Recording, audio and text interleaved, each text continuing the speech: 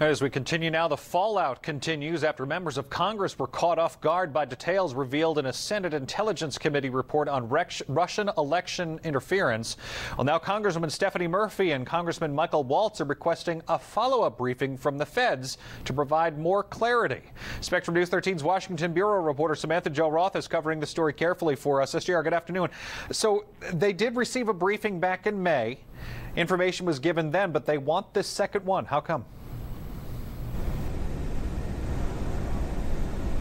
Well, Eric, lawmakers tell me that this 67-page, highly classified report really raises a lot of questions and doubt about the information previously disclosed to them by federal officials about Russia's attempts to interfere in Florida's election systems.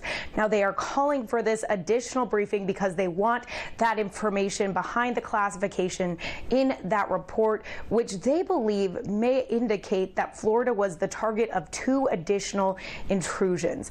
Now, the committee found that Russians tried to infiltrate all 50 states, and while the report not specifically named Florida in its findings, it did detail several familiar sounding incidents that took place in what it's calling State 2.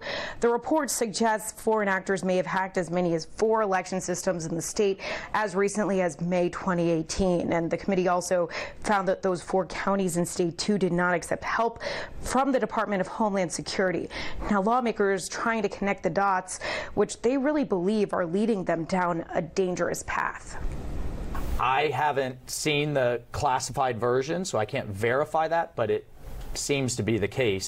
We are sending follow-on to declassify some of that information so we can share more with the public. And then we are also in the midst of requesting a follow-on briefing based on this Senate report. Thank you so much.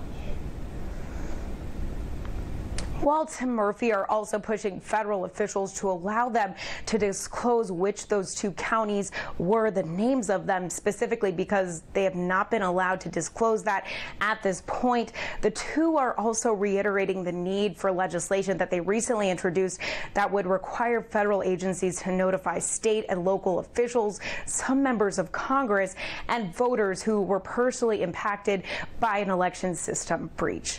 Reporting in Washington, Samantha-Jo, Spectrum News 13.